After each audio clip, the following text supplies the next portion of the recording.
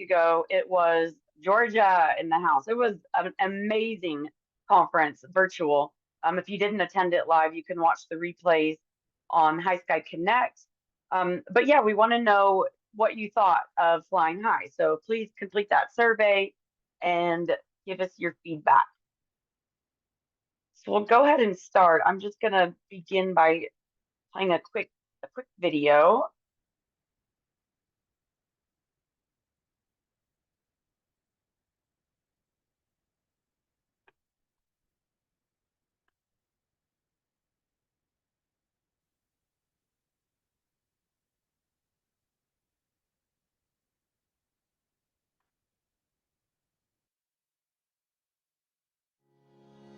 What if the cleanest fuel on Earth could lift a helicopter, power a data center, and protect a nation all at once? At HYSKY Society, we're turning that question into reality. Our mission is to connect the pioneers using hydrogen to solve the world's hardest energy problems. Whether that's flying further, powering AI, or reaching the front lines. We do this through key programs, like HYSKY Monthly, where we highlight global experts in hydrogen flight, and Flying High, the top hydrogen aviation event, or HYSKY EDU, with courses like hydrogen aircraft design, and HYSKY Connect, a fast-growing platform linking hundreds of hydrogen innovators. At HYSKY Society, we believe in clean energy abundance, and hydrogen, the most abundant molecule in the universe, is key to unlocking it. So, we're sharing this pivotal research in order to deploy these innovative technologies across the world. Think aircraft that fly hundreds of miles with zero emissions. Think clean energy for AI data centers. Think drones with the range to reach targets far behind the front line. Hydrogen isn't theoretical. It's happening now, and HYSKY Society is where it all comes together. Welcome to HYSKY.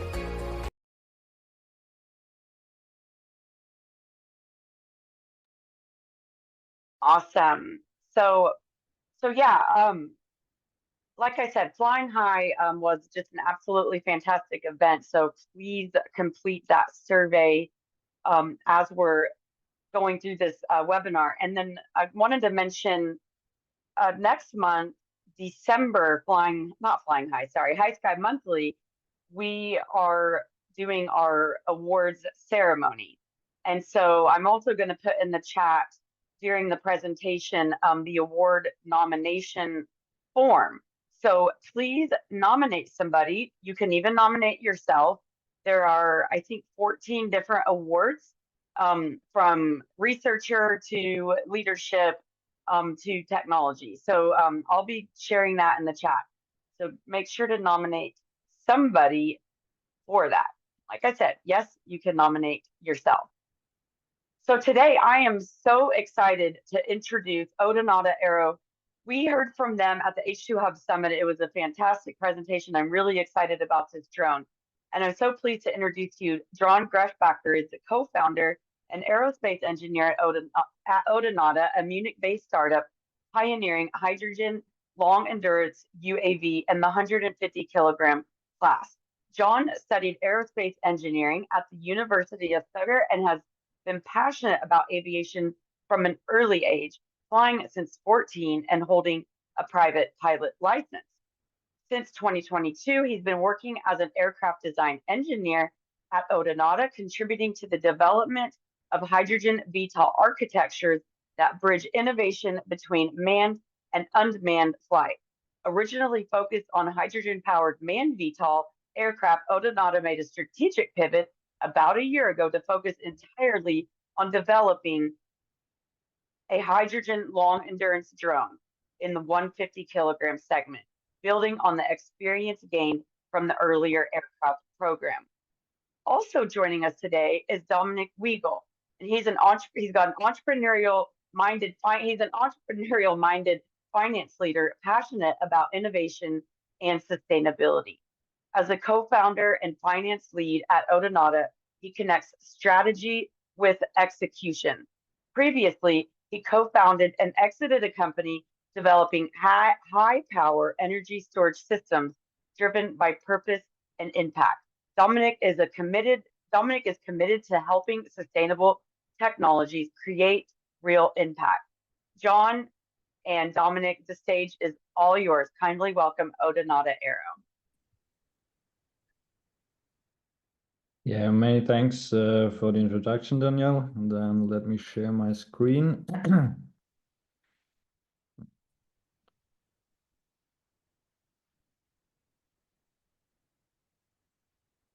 All right. Great. Then let's kick it off. So first of all, thanks a lot for the intro, Danielle. It's a real pleasure to present Odonata here again.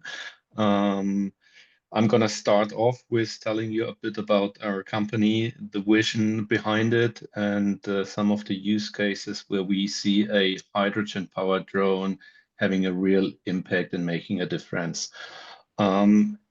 As you already said, Danielle, in the intro, Odonata pivoted just recently from developing man-carrying eVTOLs to drones. There are various reasons behind that strategic pivot, but given the also current demand for drones on a global basis, and especially also the need for developing drone technologies into long endurance and high payload carrying systems are just some of the reasons for this pivot.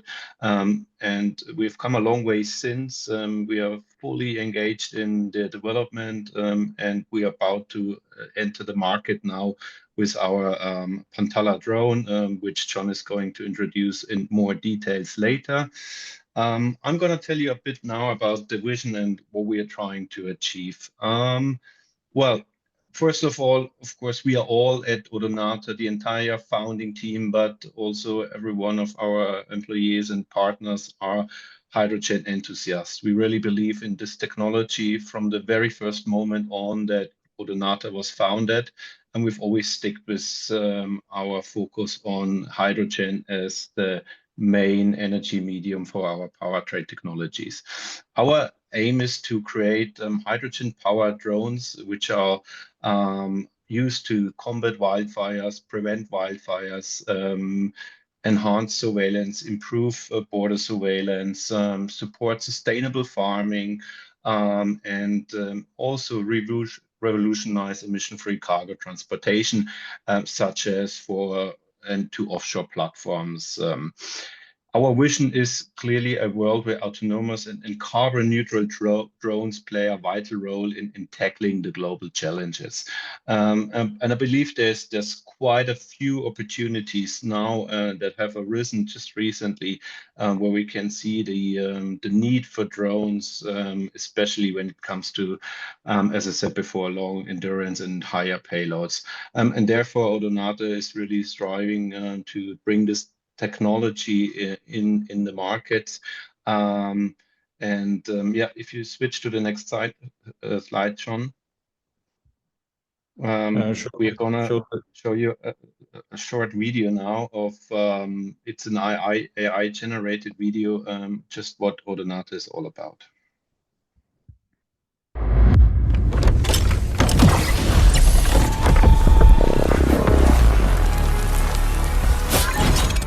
Pantala, the next generation of unmanned aviation. A high-endurance drone with more than 30 hours flight time, up to 3,250 kilometers range, and hydrogen-ready propulsion built for true zero emissions. Powered by AI and advanced sensors, we fly to protect. We fly to change. The future takes off now. Great. Thank you for that. So the video already mentioned some of our major KPIs, and also showed some of the use cases that we are serving, which I'm going to introduce in more detail now. As already shortly introduced at the beginning, we are concentrating or focusing on 4 particular areas when it comes to implementing the drone in the market. The first one is, and this is in no particular order now shown here, but the first one is smart farming. Then the next one is the wildfire prevention, followed by surveillance of critical infrastructure, and finally also offshore and cargo deliveries. And if you just switch to the next slide, John, I'm going to talk a bit why we have chosen to follow the go-to market in that particular order. Starting by sustainable farming, which means gathering data and analyzing such to improve harvesting and generate more sustainable farm produce is the main goal of this particular use case. We've just entered an LOI with one of the biggest farming companies in Germany, and we are starting the pilot project now by actually outlining the project content, the deliverables, identifying the partners, and in a couple of weeks from now, in Q1 of next year, we're also going to start in flying the drones and generating data. The entire pilot project will last for a couple of months. We will introduce various types of our drones, and the main goal is in the end to come to a feasible use case for Odonata, but also for our customer, to make sure that yes, in the end they can have a better harvest by reducing manual labor, but also by introducing customizable AI-generated analysis of their fields. The next step then is, sorry, I did mention that in the other way around, but the next use case that we will also then focus on next year is surveillance. One of our partners is actually in the security area, also in charge of monitoring and maintaining one of the largest gas pipelines in in Europe.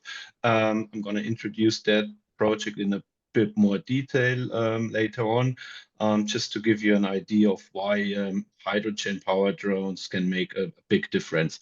We are in discussions with this company and several other partners involved in the surveillance of the pipeline system.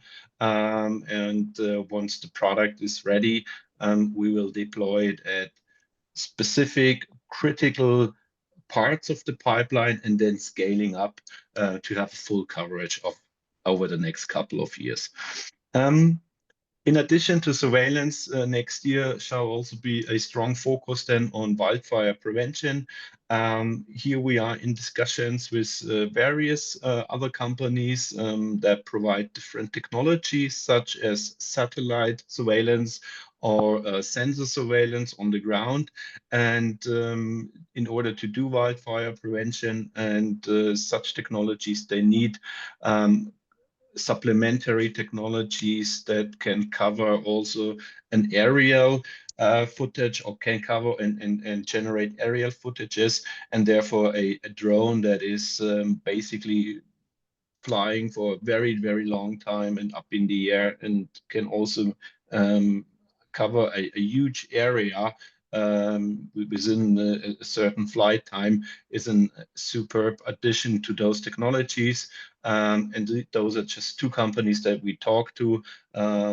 Of course, there's so much potential and also so much need, especially in the US. We have seen huge areas being destroyed by wildfires, but also here in Europe and in other parts of the world.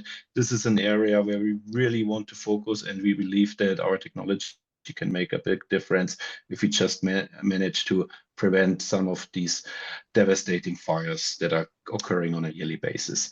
And finally, we intend to use the drone also due to our modular system, which John is going to talk about later, in cargo.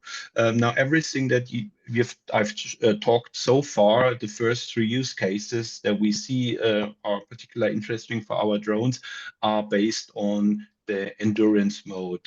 So basically really flying the drone for a long period of time and making sure we can cover as much area as possible. However, we have the opportunity to also switch from a long endurance to a more payload-focused version or mode of the drone, which gives us the opportunity then also to have a payload of up to 46, 47 kilograms, flying, of course, in less distance, but being able to serve still quite a lot of different use cases. And one such particular use case would be delivering of critical components, of tools, but also of blood samples, for example, to and off from offshore platforms. Another very interesting use case that we just recently talked to someone about are organ transportations, for example. And recently we've just engaged with another startup here in Germany, which is providing a platform for cargo deliveries of drones.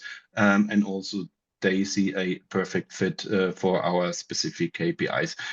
Nevertheless, we envision that the entire cargo operations will only start in a couple of years from now. We do develop technology. We do develop the technology in that particular area as well, as I said, but also due to some of the certification restraints and according to our certification roadmap, we see the areas or the use cases in sustainable farming, surveillance, or wildfire prevention, where you mainly cover and fly across non-such heavy populated areas in most cases as a quicker entry to market, often also supported by governmental and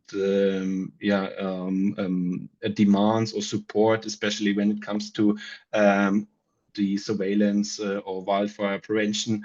And therefore, we think that this is also the areas, and also given the customer discussions and we had so far, that those are the areas where we can deploy the technology first, and then, as I said, following by the cargo segment as well. And in order to give you a bit more ideas of what such a mission profile would look like, we're going to jump into one of the use cases now, which is the surveillance of the pipeline system. So here you can see, and apologies, guys, I'm going to briefly take you through 3 of the use cases. They are concentrated on Europe, but we believe that you can really apply the same idea to the US or on a global scale. But since we are a German-based startup, our current discussions are also concentrating on Europe. Nevertheless, we are in discussions also with partners from the US, for example. A software company from Idaho is interested in partnering up with us for the smart farming. Yes, and also on a global scale, we are talking to others. But nevertheless, currently, we are going to show the European use cases. So, as I said before, here's the pipeline system, 5,000 kilometers across Europe. We have calculated that if we can deploy about 15 drones here, we can have a full coverage of the entire pipeline system 7 times per day, flying over each spot every 3.5 hours. There's a huge opportunity in that because in the long run, also once we achieve a certain economy of scale and have a fully implemented hydrogen powertrain, we see a real cost benefit. Besides the safety and security aspect, of course, the feasibility is highly interesting here for us.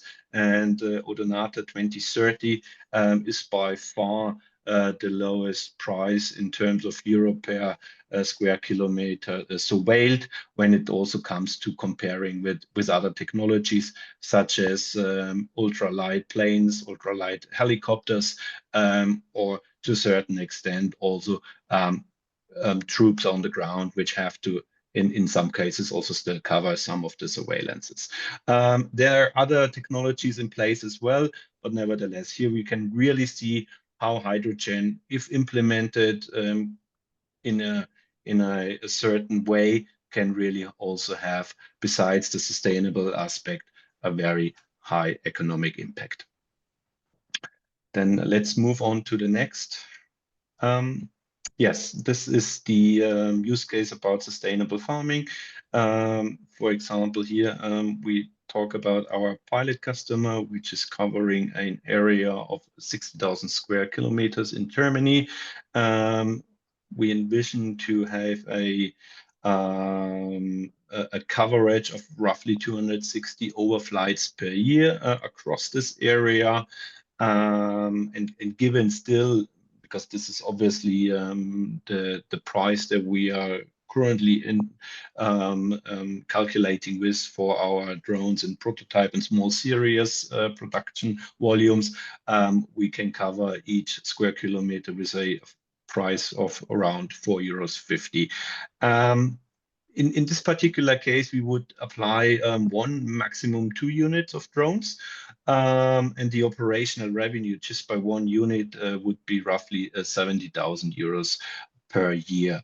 And this is, if you think of the size of Germany and then compare it with some of the farming opportunities that especially are given in the US or in other parts of the Americas, this is rather small. So we believe when scaling it up to larger areas, there's a huge benefit in it, not just from a purely, let's say, efficiency point of view of improving the harvest, but also really from an economical point of view for Odonata or in general for hydrogen drones. Of course, again, in the end, it really comes down to the area we can cover, and the larger the area, the more feasible it will be in the end. Therefore, this is really considered a pilot project, but it shall, as I said before, functions also as our entry into the market, and it lets us collect a lot of information, gather data that we can then also apply to different use cases in different areas of the world. Thanks, John. And then the third one, or the third mission profile that I'm going to talk about briefly is wildfire or early wildfire detection in Portugal. Now, here on the diagram, you can see how much the Portuguese, sorry for the spelling here, it's of course Portugal, how much the Portuguese government is really spending in wildfire prevention and suppression. And although it was slightly declining in 2023, it's still massive. It's also supported by the European Union, and it's roughly 500 million euros that go just into the prevention or suppression of wildfires in Portugal in 1 year, which means that technologies such as ours really have an interesting market here, because, as I said before, it's government supported, and it's really funded on different levels. Of course, the barriers to entry are sometimes not easy to overcome. You need to discuss with different authorities. In most of our use cases, we have already also established that drones as a service are more likely to be appealing to the customers or people really, or companies wanting to use drones. While in the cargo segment, for example, when it's large logistics companies that are servicing the offshore platforms, they usually have operational teams within their companies already. But when it comes to smaller farms or authorities, then especially here in Europe, then you would probably want to operate the drone yourself or in a service model. Again, in the US, especially when talking to different or looking at different fire departments, they might be able to operate the drones also by themselves already. A lot of fire departments, but also the police departments, border surveillance teams already have ops teams in place. So it really depends, I think, also on the area. But in our case, we did a calculation based on an operational mode, and when breaking this down on the mission profile of the Portugal case, we can see that we have an area of roughly 33,000 square kilometers to cover of forest in Portugal. That means if we deploy 90 or roughly 90 units, which might be a big number, but of course we do want to make a calculation where we can also see that an entire coverage would be possible. Those 90 units would give us approximately 2 overflights per day. Again, calculating in the short to medium term with the same costs per square kilometer, resulting in an operational revenue of roughly 25 million per year. And then again, if you look at the expenditure of the Portuguese authorities on wildfire prevention and suppression, you get a feeling that this 25 million, and probably this is also calculated on the overall potential, is certainly a feasible number, and absolutely also within the scope of what the authorities are spending in order to fight wildfires. Please keep in mind, and this is also when we look at our use cases, there are different let's say periods within the year of wildfires occurring on a global scale. So when, for example, we have the wildfire season here in Europe, or maybe in parts of the US, you don't have it so particularly in South America or in Australia. So the idea that we also generated here is at least for the beginning, but also when scaling up the business to deploy, if the drones are being operated by ourselves or our partners, the drone fleets at different locations throughout the year, and then also shift them around according to the needs of the different regions. Yes, that's it about from my side. I hope that was interesting to give you guys a little glance into what we believe, or where we see drones, hydrogen-powered drones can really make a big difference when it comes to deploying them in different use cases or markets. And now I'm handing over to John. Thank you, guys. All right. Yeah, thanks, Dominic. I will give you some more insights into the Odonata Pantella drone and into our engineering approach. And as Dominic already said, we made like a strategic pivot like around 1 year ago. And before we started the pre-design phase of the drone, we did an in-depth analysis of the market and also of the global certification guidelines. And we mainly came up with 4 top-level aircraft requirements, which are also the main drivers for the design of the drone. First of all, endurance. Then we gave ourselves a weight limitation for the max takeoff weight of 150 kilogram. We wanted to have a modular design. Dominic already said it. We want to serve surveillance and cargo missions. So we needed to think how to do that. And we want to have a hydrogen-ready platform. Our approach here is to use a gas engine as an MVP for fast go to market. And but the same aircraft platform will be hydrogen ready for later hydrogen operation.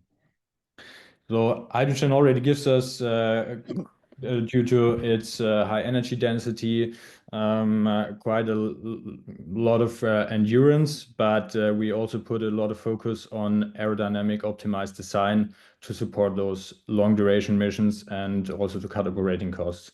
And the weight limitation of 150 kilogram, the main reason behind that is that in certain countries, if you go with drones above 150 kilogram, the efforts to certify a drone is comparable to an aircraft, and that's something we definitely wanted to avoid. That's why we set ourselves this constraint in the takeoff mass. All right, then let's have let's have a look on the figures of the drone.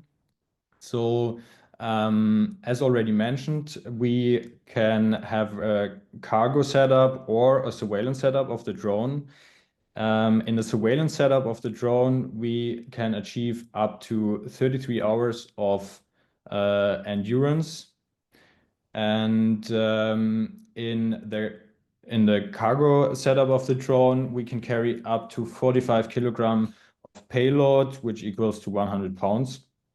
And the payload will be carried in 2 standardized Euro boxes. Those Euro boxes, they are quite popular in logistics here in Europe. And they have dimensions of around 60 times 60 times 47 inches each. The flight time in the surveillance setup of the drones in terms of range is around 3,250 kilometers or 1,750 nautical miles. Our design cruise speed will be 108 kilometers per hour, which equals to 58 knots. And the cargo we can carry in those boxes is around, in terms of cargo volume, around 200 liters or 50 US gallons. I already mentioned the max takeoff weight of 150 or 330 pounds. And to also get an idea of the size of the drone, the wingspan is almost 8 meters or 26 feet. And here we decided to go with a high aspect ratio, very slender wing, as you know it from sailplanes, as the cruise flight is super important for us to make it very efficient, to push flight time and endurance even more to the limits. All right, so and in order to meet those top-level aircraft requirements, we put in the pre-design phase of the drone our focus on certain topics. For sure, to achieve this high endurance, hydrogen, especially liquid hydrogen, what we intend to go with, helps here quite a lot. Nevertheless, I already mentioned it, we did extensive investigations and optimization of wing and fuselage, as those are the biggest drag generators, to achieve those flight times of more than 30 hours. Then we already mentioned we want to serve cargo and surveillance missions, and to do that, we needed to come up with an idea to allow this modular system. When an aircraft flies aerodynamically, so in fixed wing flight, the center of gravity of the aircraft needs to stay within a certain range, and this range is quite tiny. And as you can imagine, like on the one hand side, we have the surveillance missions, on the other side, the cargo missions, and we have like up to 2 boxes where payload can be stored. So that means like depending on the mission or also like on the payload combination, the center of gravity will shift quite a lot. And that we can not allow, because stable flight only is possible when the center of gravity stays in that margin. So the idea we came up with is to use the battery of the drone. So for sure we take off electrically with a battery. and to use the mass of the battery and make it movable along the longitudinal axis of the drone or of the fuselage. And in our case, this battery equals to around 10% of the max takeoff weight, and we can shift it around 2 meters.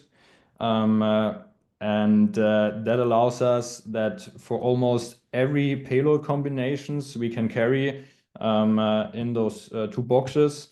And also, like, depending if it's a surveillance or a cargo mission, that the center of gravity stays always in the allowed margins.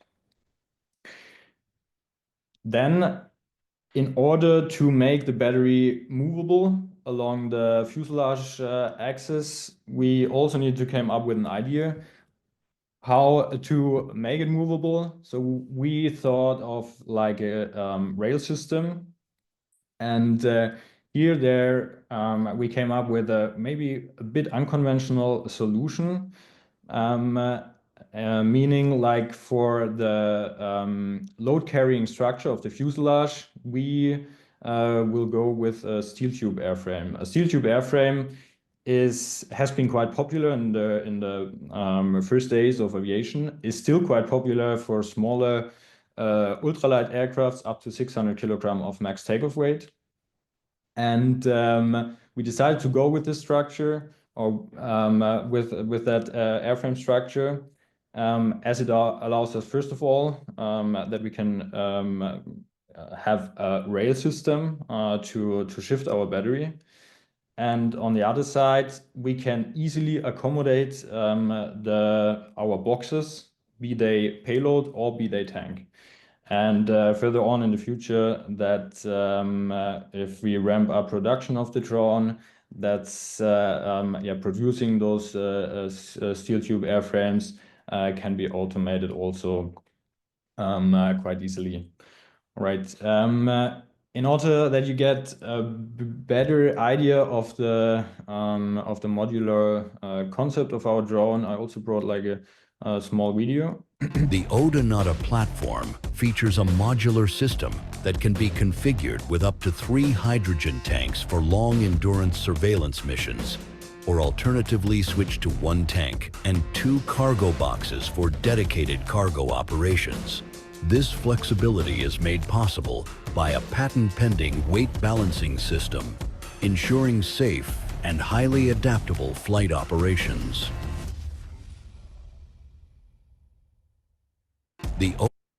Great. So here we can see those 2 setups of the drone. The surveillance setup, where we have 3 boxes, 3 tank boxes, and our approach here is like to incorporate or to accommodate the hydrogen tanks within the boxes. That means refueling will happen via tank swapping by putting pre-filled liquid hydrogen tank modules into the drone. So no refueling at the aircraft is required. And with that surveillance setup, we achieved that flight time of more than 30 hours. If we switch to the cargo setup, the 2 front boxes will be replaced or can be replaced with cargo boxes.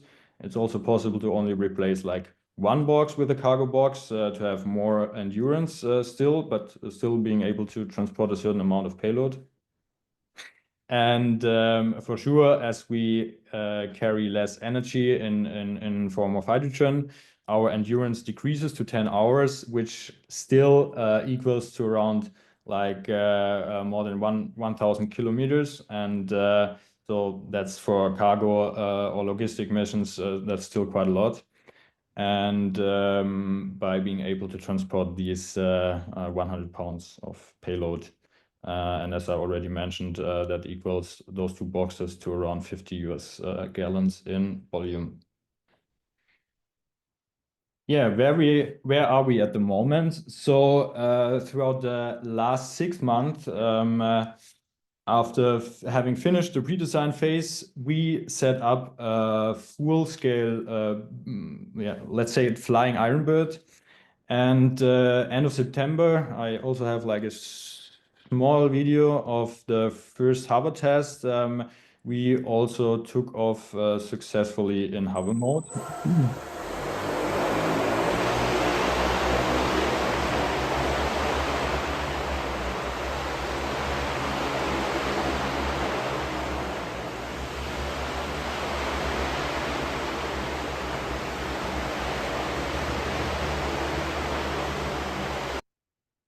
So, and what we demonstrated there is, first of all, that the battery mechanism worked as intended, and also the steel tube airframe, which will be really a backbone of the Pantella. For sure later on, and the next step will be like to put wing, tail, and the fuselage covers. For sure, the fuselage will not stay like that. And the fuselage covers, our case, they are not load bearing, or for sure they need to withstand the aerodynamic forces. Yeah, and everything is already prepared, like to go into the next step and then into the fixed wing flight test campaign. As I mentioned as well, the drone is designed from day one around hydrogen, meaning also, like as I said, we will accommodate the hydrogen tanks in those boxes. For the MVP, which will be gas driven, there will be then one tank for gasoline. And we've also foreseen the corresponding space we need for the hydrogen powertrain, which will be mainly fuel cell. I've already seen a question there. So we have a hybrid powertrain for the vertical takeoff will be electric. And for the forward propulsion for the aerodynamic flight, it will be then driven by fuel cells. Exactly. All right. Then let's have a short outlook into the 2 next years. This year, as I mentioned, we finished the pre-design phase of the Pantella. We applied for the patent for the battery mechanism. We manufactured the steel tube fuselage, installed the electrical components, and did some first ground and also initial hover flight tests. And at the moment, we are already in preparation of manufacturing the aerodynamic surfaces, namely wings and the tail, and also the external fuselage panels. And we'll integrate them very soon, that we can then, after also having installed the gas engine for the fixed, that we can then step into the fixed wing flight test campaign in spring 2026. And as well, we will set up a hydrogen a ground-based test bench for the hydrogen powertrain. And by end of the year, we intend to integrate it then in another prototype of the drone to then in 2027 do first flights with the hydrogen powertrain or with the hydrogen version of the Pantella. Further on, we intend to achieve the SORA Sail 3 certification in 2027, so that we can also establish the operations. Dominic already mentioned it. We want to position ourselves mainly as together with partners as a drone as a service provider, as our drone is quite big. There are operators or clients that maybe will buy this kind of drone, and maybe probably logistic companies. But for most of the use cases, we will offer the flight hours for the specific mission profile. And yeah. And as well, we that is a bit more long-term goal, but we want to build a kind of a ground operations hub that allows, first of all, to produce hydrogen on site, meaning also that in rural areas we are not dependent on fuel supply, as we intend really to produce the hydrogen on site with electrolysis and liquefier. And also like allowing that the drone can be totally can be operated totally autonomous, meaning the hydrogen module boxes, also the tank boxes or the payload boxes can be changed completely autonomous without any ground stuff involved. For sure, that's a vision we want to go to, but that also will again decrease the operating costs. All right, yeah, to wrap it up, hydrogen is really the true enabler behind Pantala's mission profile, unlocking long-range surveillance on logistic flights of more than 30 hours, far beyond what battery electric or combustion-based systems can deliver. Combined with our modular box architecture, the platform can support long-endurance surveillance, logistics, or also mixed payload missions with maximum flexibility. Our platform approach also allows to start with a gas engine MVP to accelerate the time to market, gather real flight data, and validate the controls while still using the exact same airframe for later seamless integration of our fuel cells and the liquid hydrogen without any redesign. The modular liquid hydrogen tank boxes can be swapped within minutes, eliminating on-aircraft refueling and keeping turnaround times extremely low.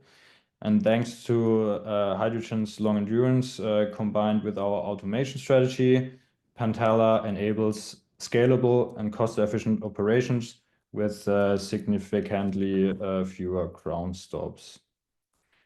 All right, I will shortly hand over again to Dominic for some closing words, and then we can step into your questions. Thanks, John. Really a great presentation. I hope you guys enjoyed it to get a bit of a glimpse into what Odonata is doing. Of course, I've seen some comments as well in the comment section here, or some questions. Where does the hydrogen come from? Is it hybrid? Is it battery powered fuel cell? John answered some of that already. Regarding where does the hydrogen come from, we showed you our vision with the ground stations, where we believe we have to take the technology to in order to really scale up the product and be able to serve also rural areas. Nevertheless, we are partnering with really different companies from the hydrogen sector at the moment, companies that are well known by now in the aviation sector, fuel cell manufacturers, tank system manufacturers, integrators, as well as producers. So we are trying to build up the ecosystem, although knowing that the ecosystem is still at a very early stage, and we just intend to grow with it. And for this reason, being part of the HYSKY Society, being able to present here is a great opportunity for us to really make this vision come true. Finally, I'm happy to share also the news with you that we are currently fundraising to implement everything that you have seen today. So if there's any interest in also joining Odonata, in one way or the other, please reach out to us. We're always open and highly interested in making new partners and connections. And I think now we can conclude the presentation. Thank you again for your attention, and we're happy to jump on to the Q&A session. Thanks, guys. Great job. Thanks so much for that. So yeah, if anybody has a question, you can turn on your camera and ask it. I'm just going to go through the chat and see what we have. Mike has a comment. Mike, do you want to say what you were saying in the comments?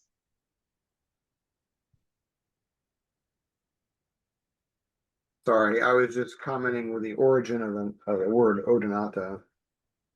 It's actually a scientific name of dragonflies, which can hover and fly backwards, apparently even fly upside down. So I don't expect we'll see that feature, but yeah, it's like the VFS always used the hummingbird, but dragonfly was also a close second.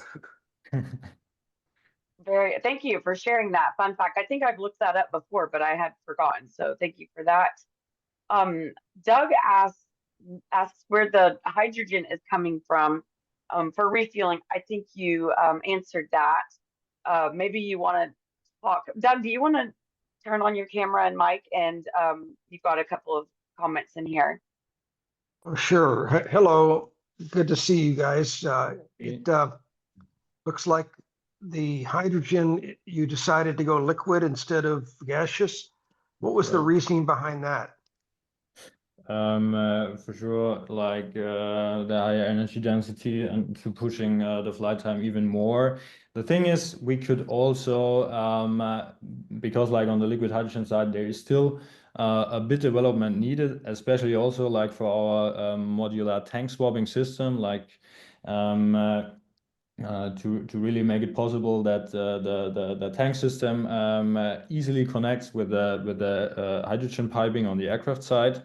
And on the gaseous hydrogen side, there are already solutions available. So it could be maybe also that we, as an intermediate step, go with a gaseous hydrogen. But yeah, long-term goal is to go with liquid hydrogen. And as I also mentioned, like the MVP will be gas-driven, gas engine-driven, to really get insights into the flight behavior of the drone. And big advantage here is that we can use the same platform also then for the later hydrogen versions. Yep. And yeah, so where's the hydrogen coming from for refueling? So long-term goal is like to produce it on site, but that will still take a bit of time. So hopefully we'll work here together then with some partners who will provide the hydrogen. There are some companies we are in contact here with in Europe. Yeah. Yeah, definitely use HYSKY for that. We work with the entire hydrogen aviation ecosystem, including on-site production, liquefaction, and dispensing. So yeah, and some of them offer like white labeling, so you could have your own, hydrogen production.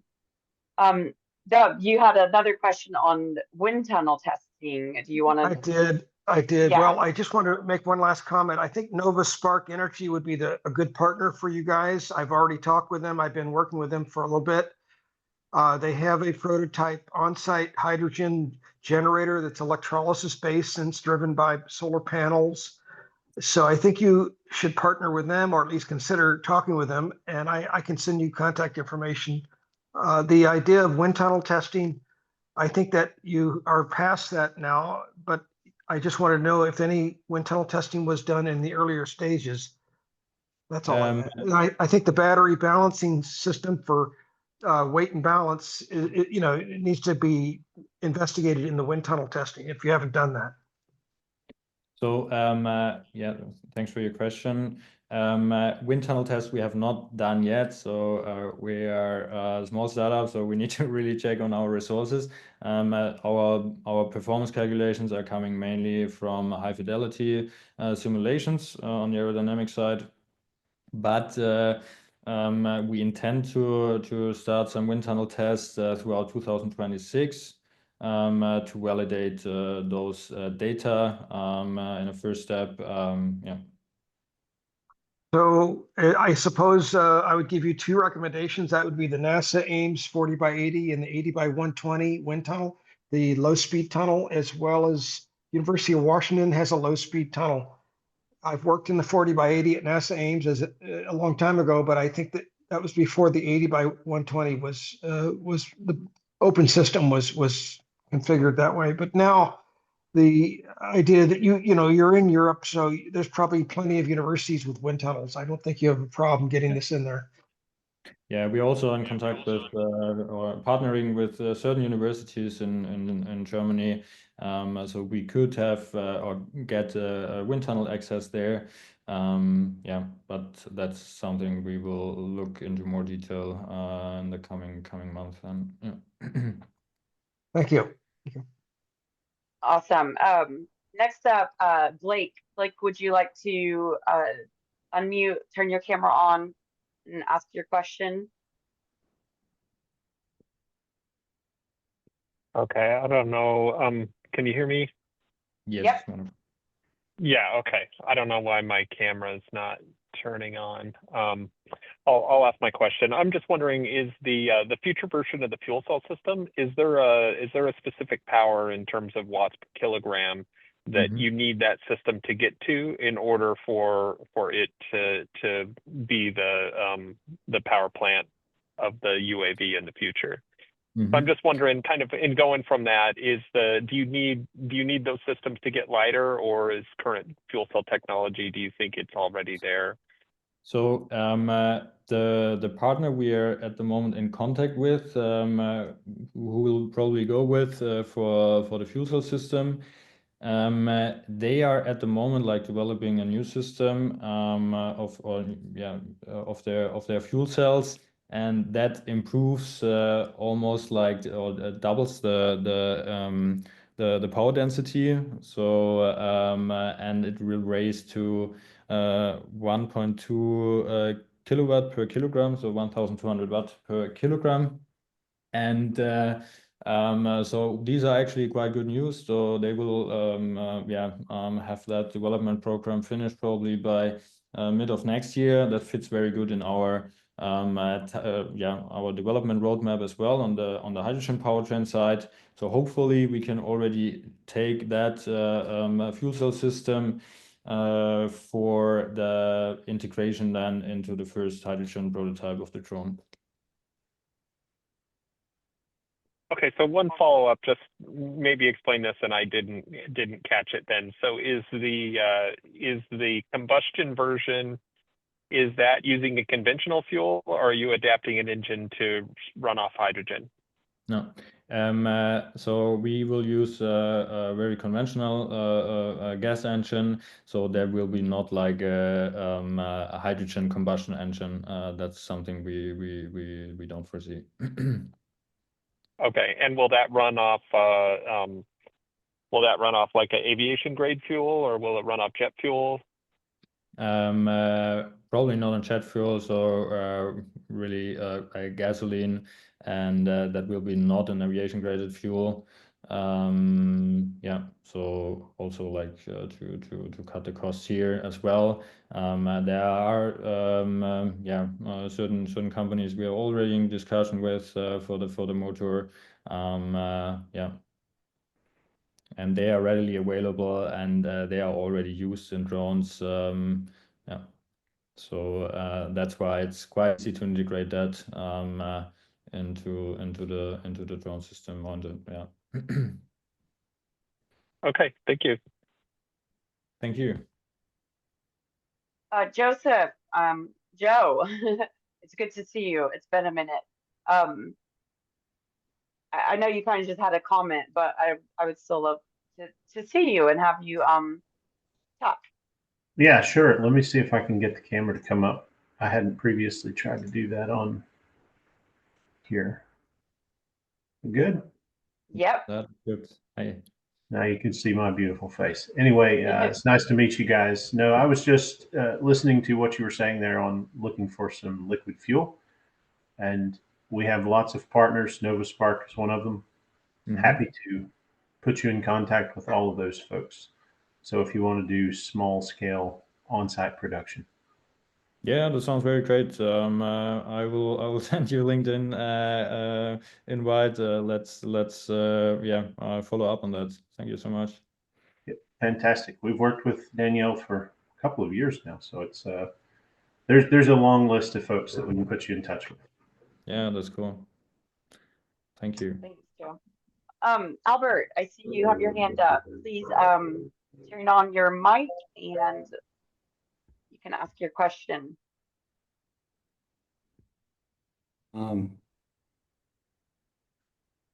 Greetings, folks. I have to commend you for some of the innovation you put in your designs, like that battery moving back and forth to maintain stability, and the way you're loading up the hydrogen, etc. Yet, I question about the reliability of that motion of the battery on sort of a rack while you're flying, etc. And if it goes for whatever reason out of sync, then you got problems. Yeah. So that's one question. I have another one, but go ahead. Yeah, thanks first of all for your comment, and you're totally right. So that's definitely something we need to put some effort into. That we that there is no possibility that the battery will move unintended, because that will could lead to a loss of the aircraft. Yeah, so that's something we have in mind, and also like to always know exactly where the battery is. We don't intend to move the battery in when the drone is in the air. For sure, the hydrogen tanks also deploy, but that's not that much mass that we lose. The battery will be according to the payload, will be moved on the ground to the corresponding position, and then it will be kind of locked at that position. Yeah, so that's what we think of. Maybe we could make it also movable in the air, but as you said, like that comes with certain risks to lose the aircraft if there is a malfunction.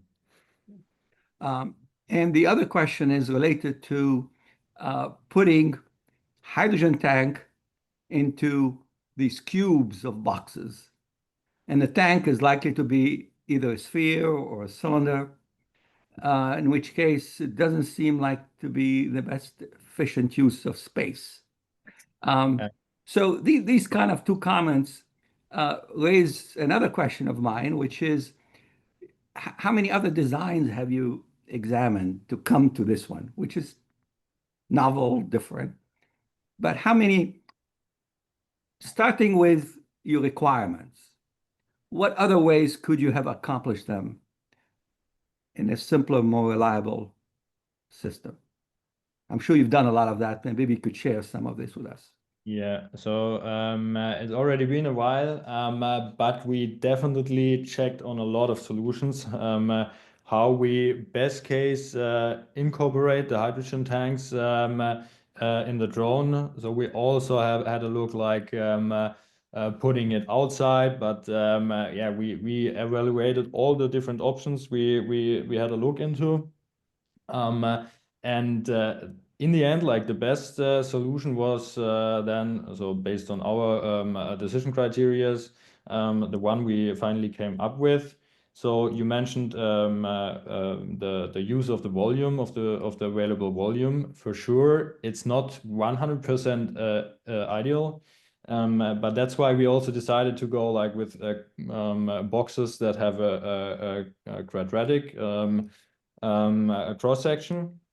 That we can best, in the best way, like put the cylindric hydrogen tanks in those boxes.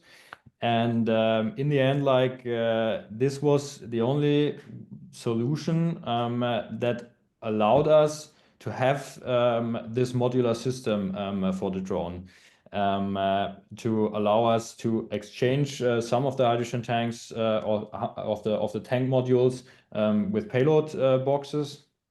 And but for sure, we investigated a lot of different options, how to place the hydrogen tanks. For sure, the fuselage is quite long and takes up quite a lot of volume. But yeah, in the end, that's a design we went with. Yeah. Well, it's just thoughts for the future to think about a bit more, I think. Thank you. Thank you for the comments. Next up, we have Doug again. Hi, I have a friend that does custom rotary engines, and he has a rotary engine in an aircraft already, a full size. And I had asked him about a drone, and we are thinking about putting one together. It's rotary hydrogen drone. That's the idea. So if you're interested in that, I can help you. I'm on LinkedIn. All right, yeah, we can exchange on that, definitely. I think this is a good time to mention, because I've heard LinkedIn a few times, that we started something called HYSKY Connect. There are over 400 people in there. So if you're not in there, go create an account. It's free. I'm putting the link in the chat. And so you still can connect on LinkedIn, but it's just much more focused. You can chat with people. Most of the people on this call are in there, and we're really trying to grow that group. And there's always announcements and opportunities in there. Another thing I will mention, I went through this very briefly earlier, but I'm just going to share my screen quickly. And I want to talk to you all about, can you see my screen? The awards. Where'd my mouse go? Okay. So HYSKY, next month at HYSKY Monthly, we will honor people that have received awards in hydrogen aviation. And you can nominate yourself, or you can nominate somebody else. I'm going to give you that link again in the chat. So just, I don't think you'll be able to copy it from the chat, but you can click it. So there's the Earhart Award, which is the Hydrogen Aviation Woman of the Year. There's the Kelly Johnson Award, which is designing an aircraft, a hydrogen-powered aircraft. This can be a plane, a drone, a dirigible, anything that flies with hydrogen. The Whittle Award, hydrogen propulsion systems. The Von Karman Award, so Lifetime of Trailblazing in Hydrogen Aviation. The Piasecki Award, hydrogen, that's acknowledging hydrogen VTOL. The Dewar Award, which is Outstanding Hydrogen Infrastructure Award. The Grove Award, which is hydrogen focused startup. I'm sorry, I can't talk this morning. The Ballard Award, which is an emerging leader in hydrogen aviation. The Parsons Award, which is the Fearless Experimentation Awards. The Wu Award, hydrogen-related physics breakthroughs. The Telx Award, hydrogen storage breakthroughs or excellence in hydrogen storage. The Dali Award, which is outstanding graduate level research. The Carruthers Award, which is the Hydrogen Aviation Educator of the Year Award. Yes, that could have been worded better. And then finally, the Alan Turing Award, which is breakthrough uses of AI in hydrogen aviation. So using AI to accelerate hydrogen aviation. So please nominate somebody or nominate yourself. We want to hear, we want to recognize you. And I have a question. I'm going to stop sharing. I have a question for you guys. You mentioned that you're fundraising. How much are you raising? And then what's the equity share? And I know typically we don't really talk about that on HYSKY Monthly, but I'm asking, so it's fair game. If you have a slide on that, I would love to see that. Much appreciated, Danielle, that you're asking. We are currently raising 5 million euro. And well, the equity share hasn't been decided yet. That's also subject to ongoing discussions with the potential investors. But yeah, we would definitely be interested to have some new contacts. And basically, the 5 million are really intended to reach the milestones that we've also presented during the the presentation today. So really getting the flight tests done on the conventional or combustion engine, building up the hydrogen powered prototype. First of all, the hydrogen powertrain test bench, then also the full-scale Pantala with the fuel cell, the tank systems, and then obviously really go into in-depth flight testing, while also achieving the SORA 2 and SORA 3 certification, or SAIL 2 and SAIL 3 certifications, and deploying the combustion engine version already in the market along the use cases that we've also shown to you earlier. So those are the milestones that we intend to achieve with the current funding round. And then, of course, once that has been achieved, then over the next 2 years, so we intend to fundraise right now for 2026 and 2027. And then also after 2027, or throughout the year of 2027, once the hydrogen version has been also fully tested, then we intend in another fundraising round to really scale that version of the Pantala then also into a full-scale product, and then introduce it in the market. But that would be then Thanks for sharing that. step. Yeah. Thank you.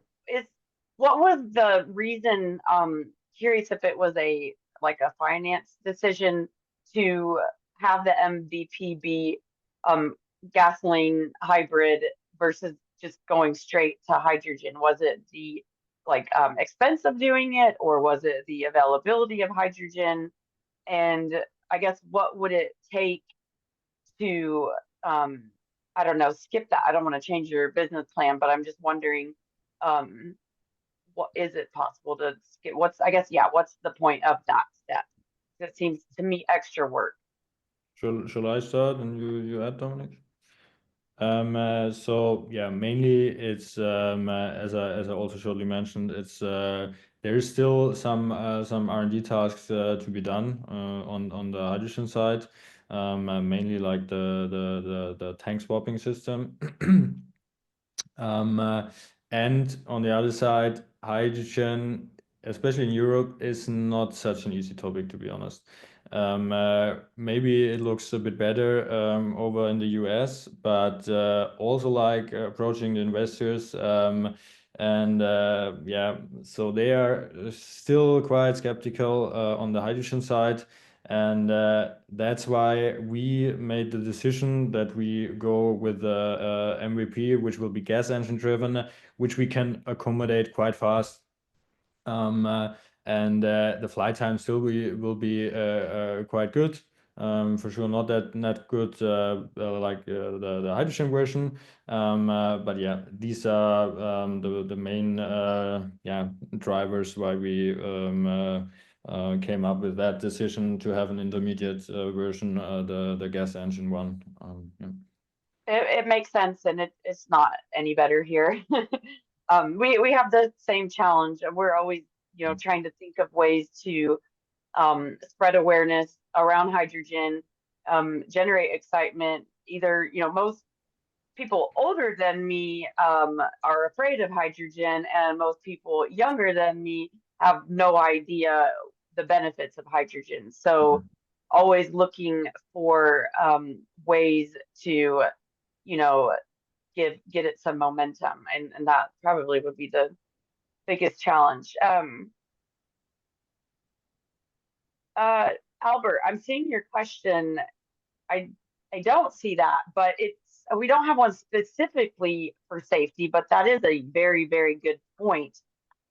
You could certainly pick one of the other awards and make it about safety, because there are lots of innovation. In fact, like some of the AI tools that I know of are for safety. Some of the aircraft designs are for safety. So you could nominate somebody for any of those awards and just highlight safety. But we don't have a specific safety award. May I respond to that? Yes, of course. Well, given what you were saying just minutes ago, we ought to play up safety.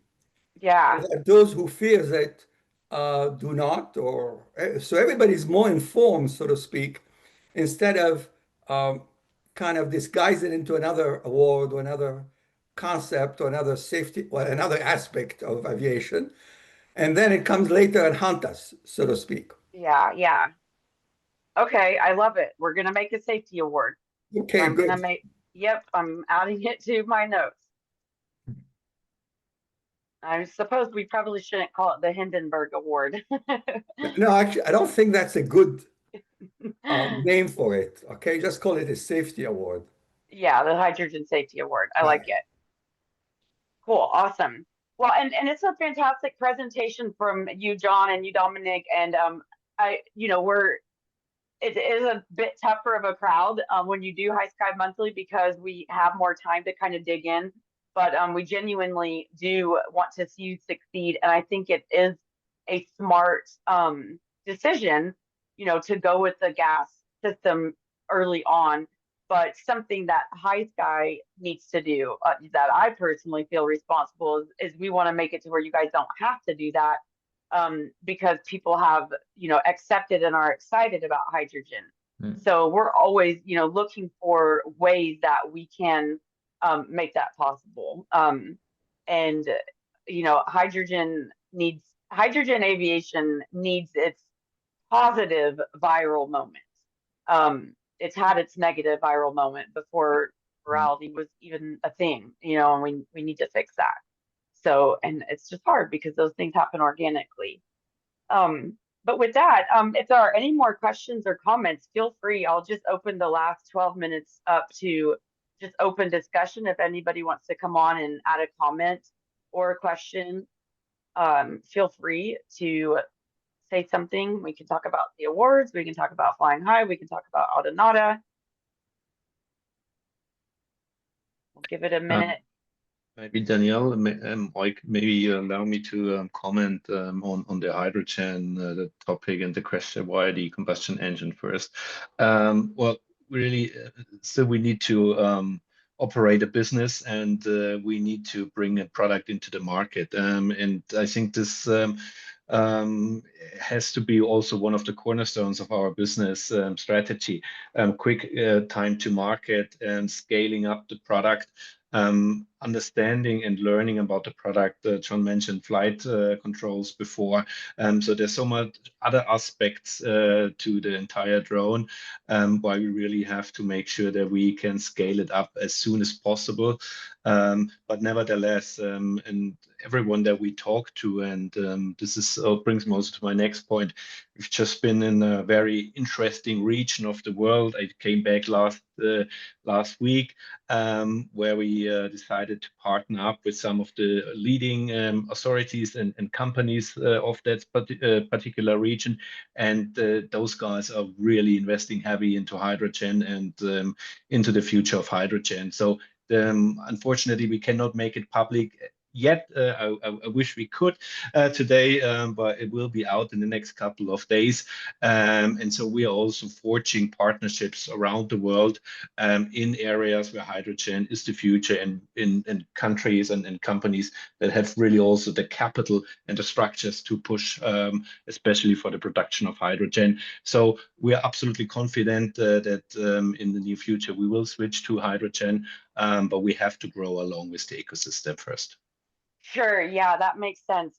Please share that with us when you can, and we will love to promote that for you. You said something interesting. Well, a couple of things. Yes, you have to run a business, and this is not a failure on you guys. It's just a note to myself that we need to be doing more, because I want to see companies be able to go straight to hydrogen. But of course, you have to run a business. But the other thing that you said was, countries that are making hydrogen the future. I think that, and I fully believe that all countries will go to the hydrogen future. It's just going to be who does it first and who's late. And unfortunately, it will probably be the countries that we're in, that maybe a little bit later. But I thought that Germany was really leading in hydrogen. Is that not the case anymore? I remember reading there was in automotive, there was like a hydrogen highway, and some trucks did some really long, I think they drove all across Europe, and lots of publications were on it. Is that not the case for aviation?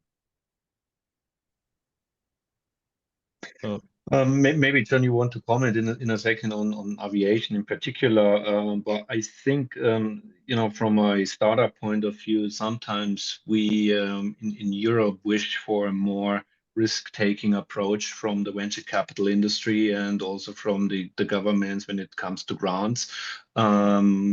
I believe there could be a lot more done when it comes to also investing into hydrogen from the capital markets, but also from governments and also the regulatory aspect of things. I think we're in a good way in Europe, but unfortunately, it could be also a bit better. And especially the entire ecosystem and the venture capital landscape in the US is much more favoring towards companies such as ours. So this is something, of course, that we have to deal with as well in Europe. Albert, do you have another comment?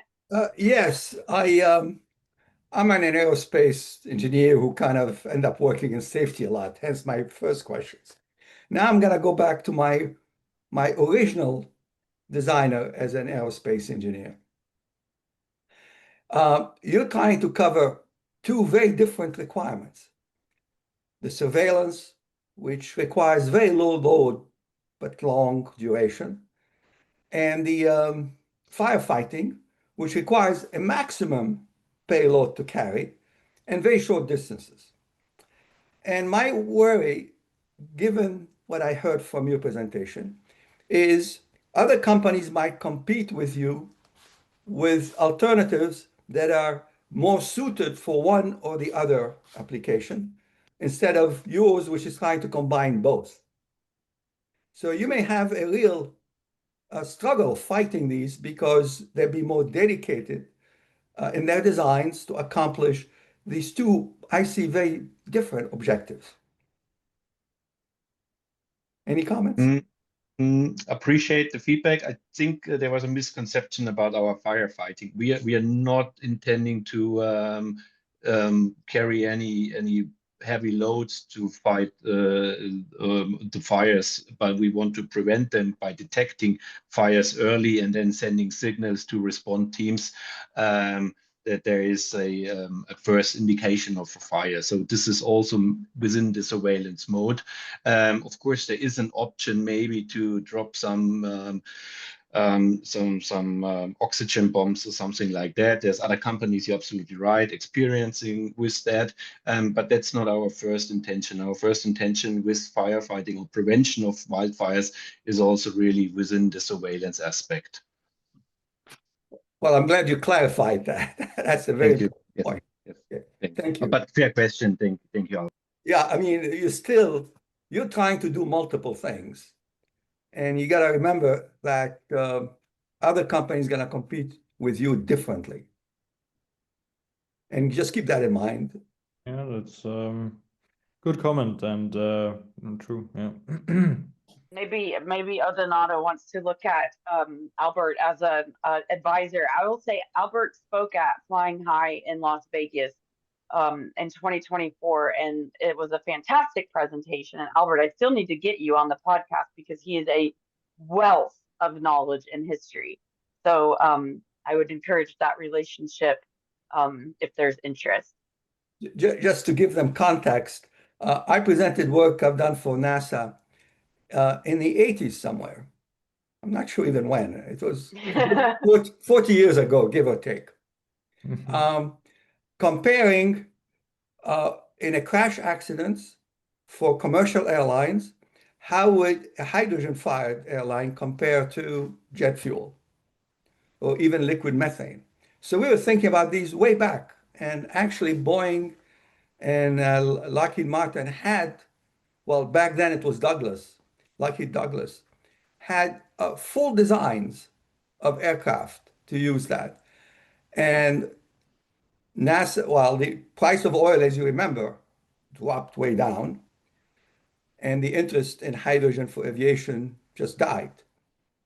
Now it's revived. And of course, things can still happen. We go through cycles.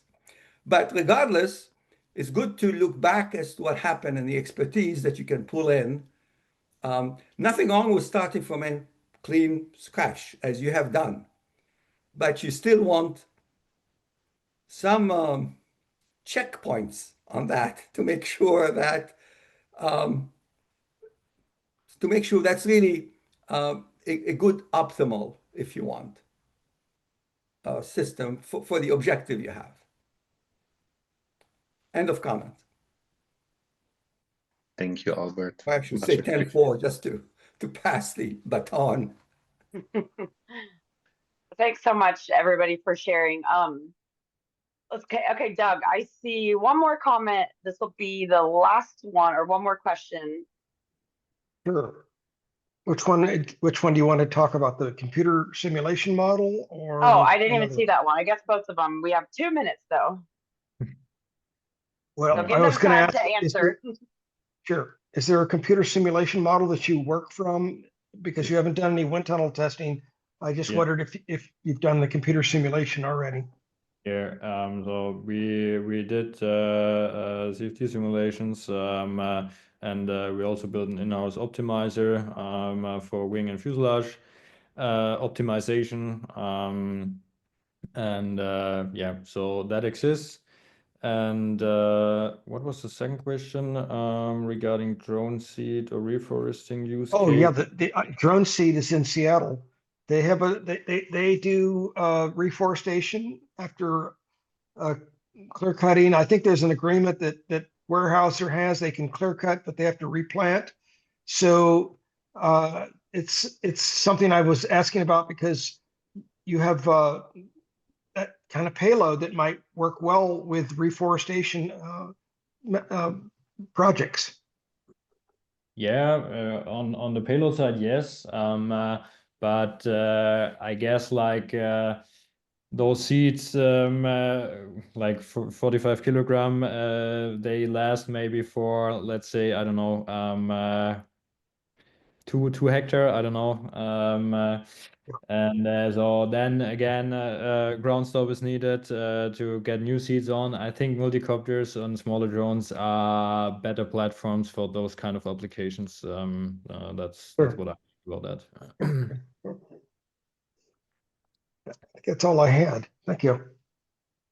Thank you for the question. Well, thank Danielle, you so may I much. make one more point Of about course.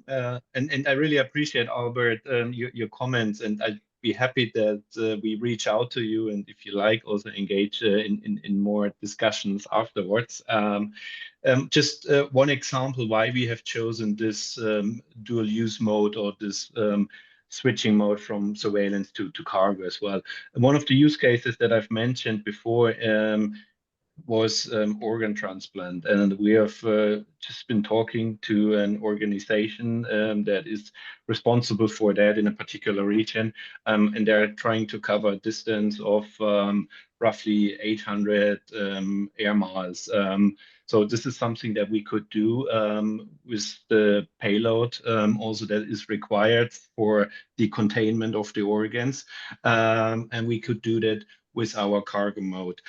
So basically, here we really serve a use case that is given the cargo and hydrogen version, while in other use cases we can then switch to the pure surveillance option. And this was from a, let's say, business point of view, especially when you need to think of drones outside the purely defense area. But if you want to go civil, you need to think about the different, let's say, markets that you can really serve to scale up a business as well.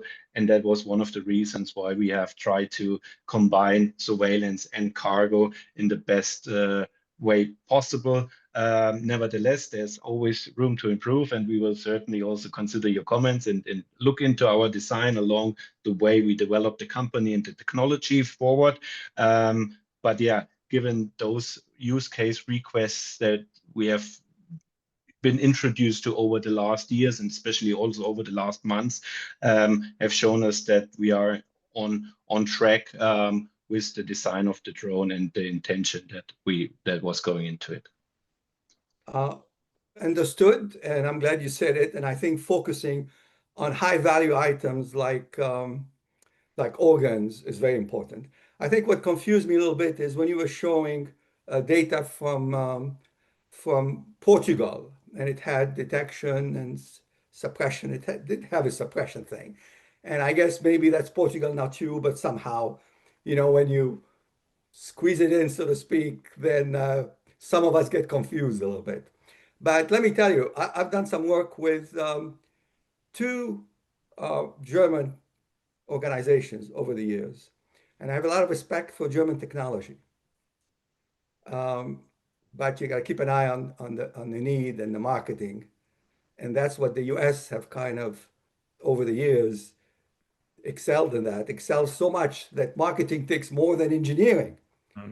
And if we could just take German and US and marry them a little better to balance marketing and engineering, I think the whole world would be better off. End of comment. Thanks. Okay, and I'll say one more thing because I love it that we're going over, and I love that people are staying on every Wednesday on HYSKY Connect, which is free to join. We do, we just call it speed networking, and we meet for 45 minutes and you can talk about anything. There's zero structure.